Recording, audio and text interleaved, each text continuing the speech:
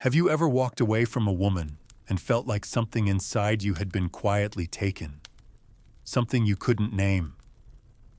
It wasn't your time. It wasn't your wallet. It was your sense of power. Like somehow, between your smile and her silence, something shifted. She didn't say a word, and yet she left with a part of you. Something you didn't even know you were offering. And now you're left asking yourself, how can silence feel so strong? Why does every effort to explain, to impress, to connect, just make you feel smaller? This isn't manipulation. This isn't game playing. This is ancient. It's tragic in its familiarity. Most men go their whole lives not realizing the truth. Women are not outwitted by your clever lines. They are outwitted by presence.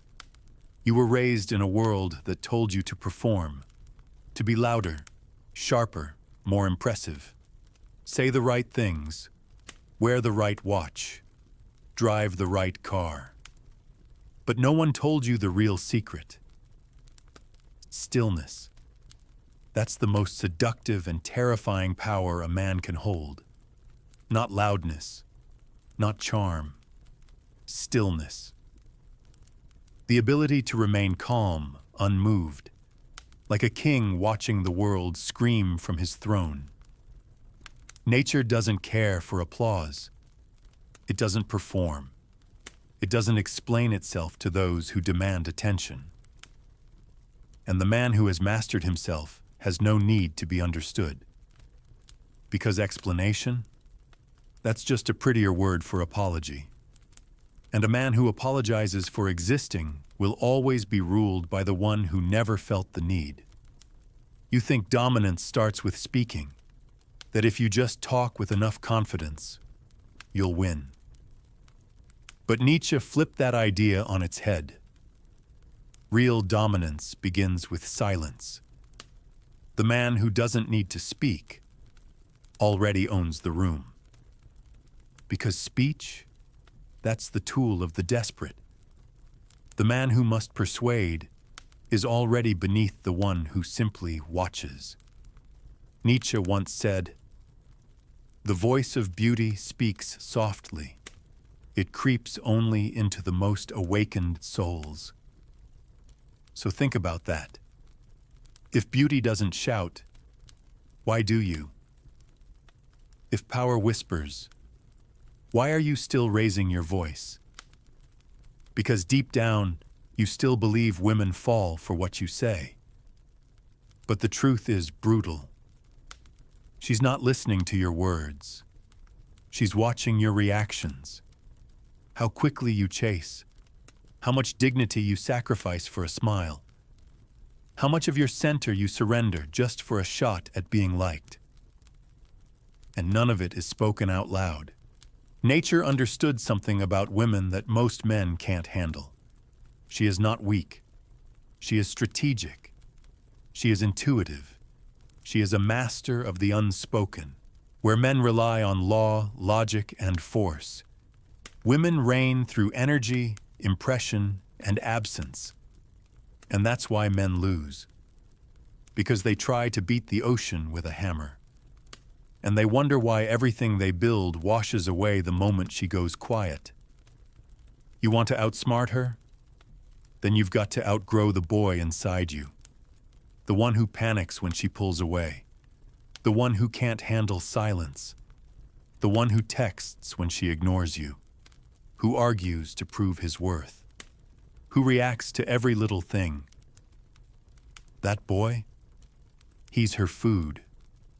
A real man, a true Nietzschean man, doesn't explain, doesn't argue, doesn't chase. He withdraws, not out of pettiness, but out of principle.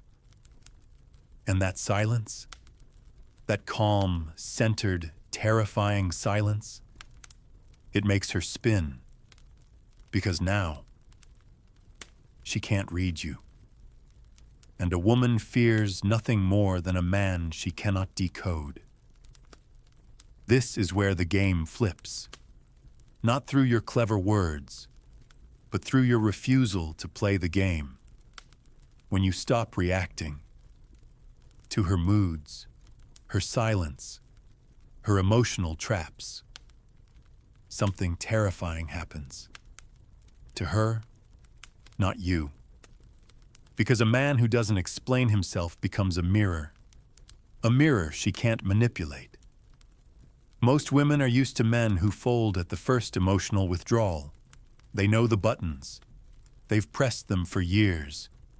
And every man who reacts confirms the same thing. She holds the power. But the man who doesn't flinch, who stays centered and silent while she spins, he becomes unknowable, and in that unknowability, he becomes desirable. Not because he's trying to impress, but because he isn't. Nietzsche warned us, he who fights with monsters should look to it that he himself does not become a monster. That applies here. Don't fight for her attention. Don't fight for explanations. Don't fight to prove something, because every time you react, you become what you were trying to avoid. A man owned by emotion, but the Übermensch, the highest ideal of man. He isn't ruled by chaos. He shapes the world, and to shape the world, he first must master the urge to be understood. Because being understood is the addiction of the weak. You want her to see your pain, your depth, your truth. You've already lost. She doesn't need to understand you. She needs to feel that you don't care if she does. That is power. That is sovereignty. That is the man who walks without explaining, without apologizing. Not because he's cold, but because he's complete. A man who is whole, who does not beg for validation, can walk away mid-sentence and never look back. He can sit in silence without anxiety, even when she's pulling away. He can leave a message on read, not out of ego, but because he no longer needs to be seen to know his value. This isn't some trick to win her. This is freedom. Most men are predictable, craving her attention, needing to fix the tension, trying to rescue the connection, trying to win her back. But craving is just slavery in disguise.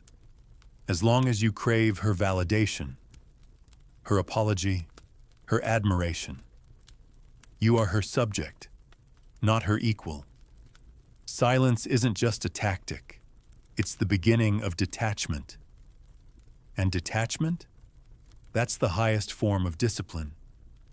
Imagine the strength it takes to watch her walk away and say nothing, to hear her insult you and stay unmoved, to watch her test your limits and not even blink.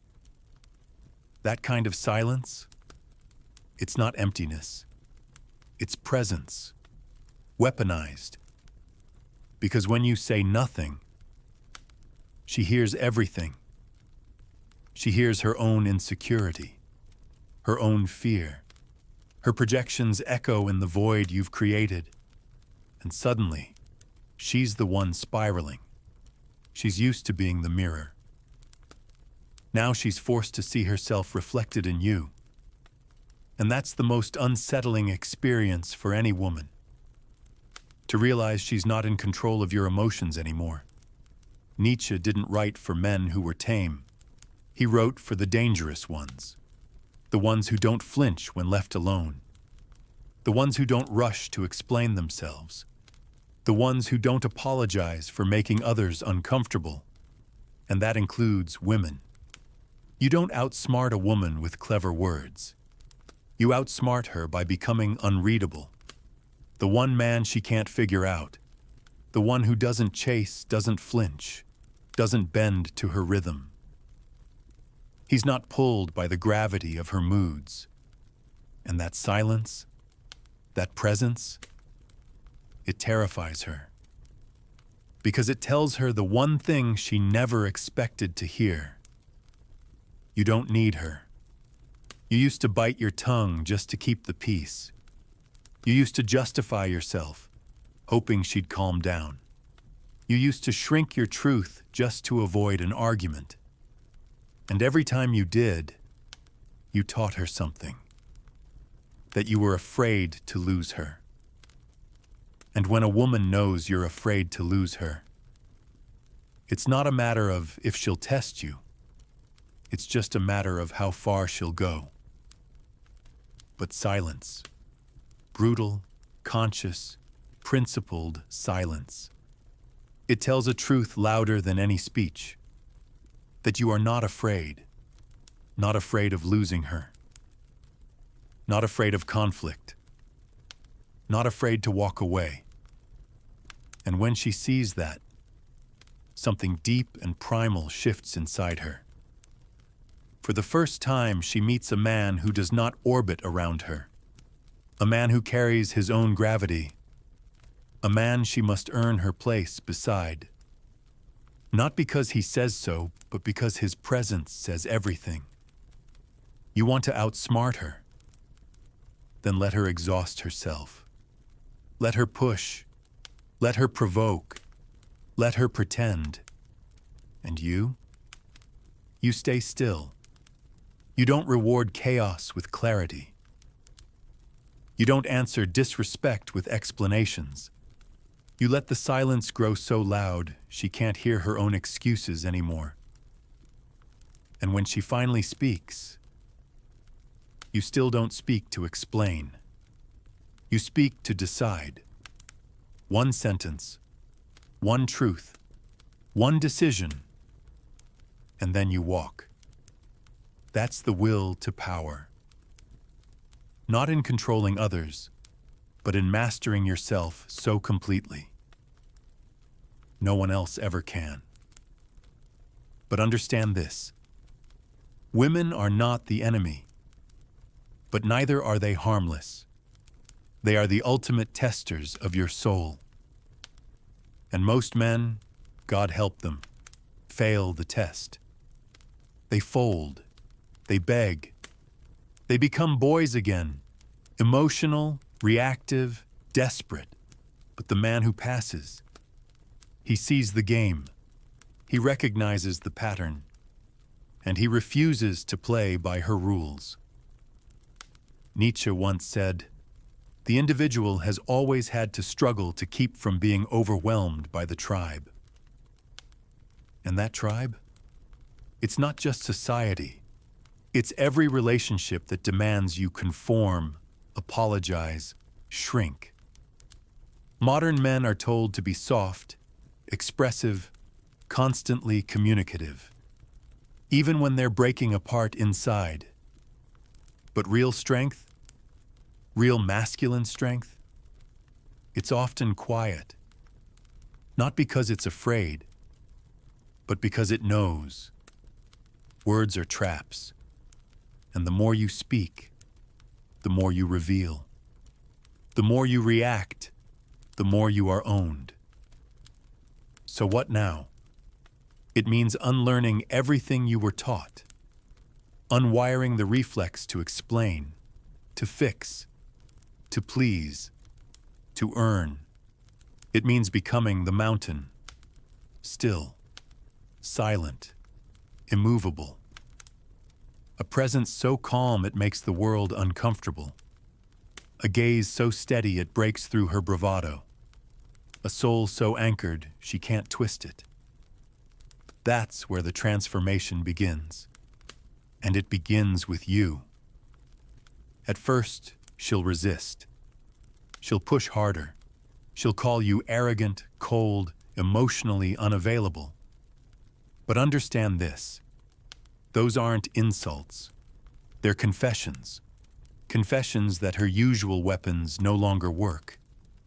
That your silence has become a mirror too solid for her to bend. And slowly, something shifts. She stops talking to provoke. She starts talking to understand. Because the man who doesn't need her attention, becomes the only one whose attention she actually craves. That's not game. That's nature. When you become unmoved, unshakable, undemanding, you awaken something ancient in her. It's not fear. It's not even admiration. It's instinct. Deep down, a woman knows when she's standing in front of a man who doesn't chase, who doesn't flinch, who doesn't rely on her approval for his peace. A man who chooses her not out of need, but from complete freedom. And that choice, that still, sovereign choice, is the most seductive force in the world. Because it isn't trying to be accepted.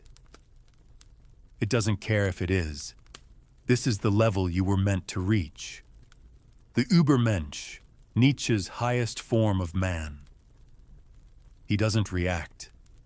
He doesn't crave. He doesn't chase noise. He is not consumed by desire. He has conquered himself. And when he speaks, if he speaks, it's not to explain. It's to declare. When he walks away, it's not from pain. It's from power. But here's the bitter truth. Most men will never get there. They'll keep reacting, keep chasing, keep trying to be understood. They'll hold on to the fantasy.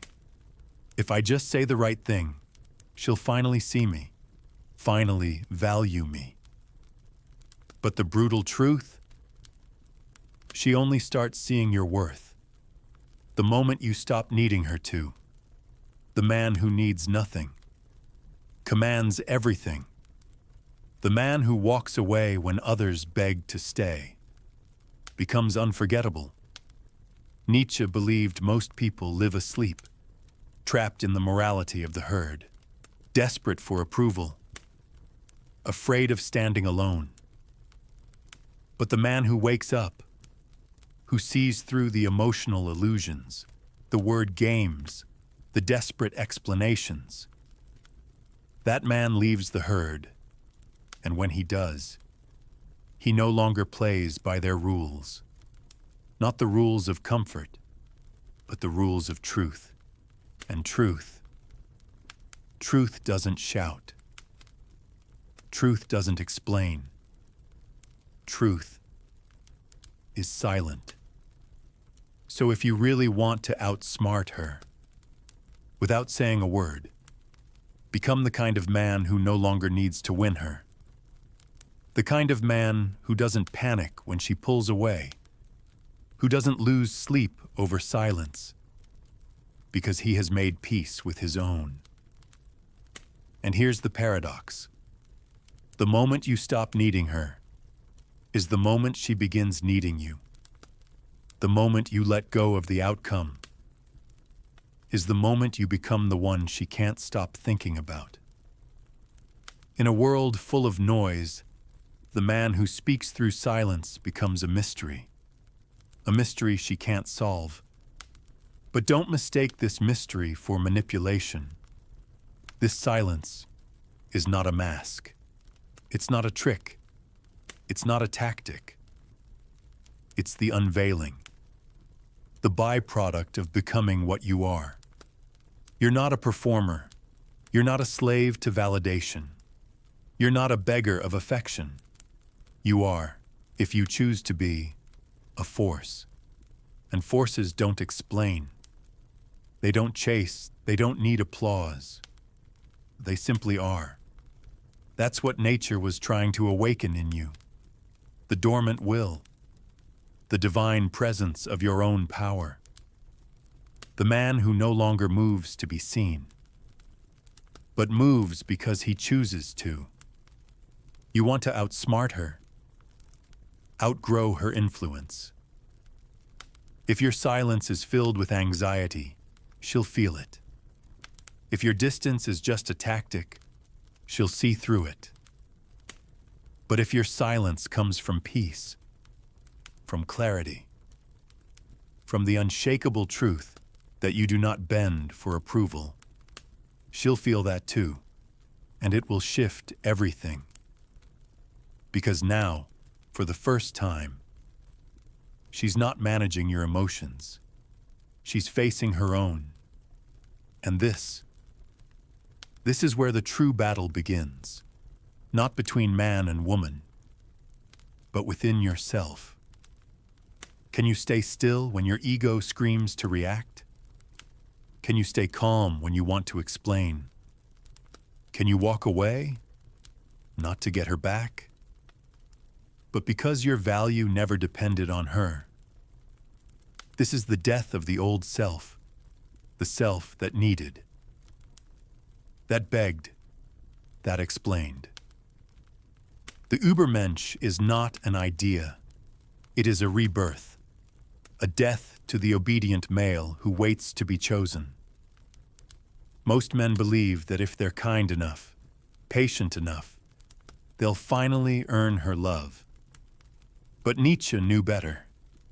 Kindness, when rooted in fear, is cowardice. Patience, when used to avoid rejection, is slavery.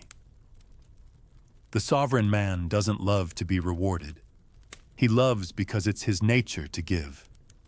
And he walks away when that nature is exploited. No anger, no bitterness, just full awareness that he owes nothing. And that's why he owns everything. The loudest man in the room isn't powerful. He's terrified. Terrified of being unseen. Terrified of being forgotten. Terrified that without noise, he is nothing. But the man who sits in silence, unmoved, unshaken, he's the one everyone notices, not because he tried, but because he didn't. Now you've reached the edge of everything, the final test. Because silence isn't enough.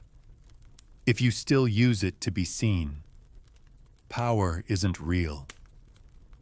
If it's still performative, dominance isn't true. If it needs an audience.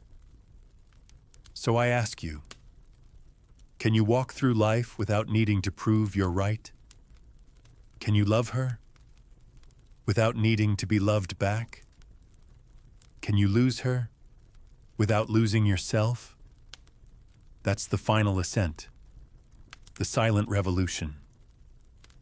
The man who no longer moves from fear or lust or loneliness, but moves from purpose. The man who burned every part of himself that bowed for attention and rose from the ashes fully whole. That man becomes the riddle she can't solve, the silence she can't decode. Not because he manipulates, but because he's become. Not because he hides, but because he has nothing left to hide. So from now on, let your silence be sacred. Let it be the temple where your dignity lives. Let it be the space where your worth breathes free. And when they try to test you, let them. When they try to pull you into chaos, watch them. When they try to break your calm, smile and vanish. Not to punish, but to remind them. You're no longer the man who explains himself to be loved.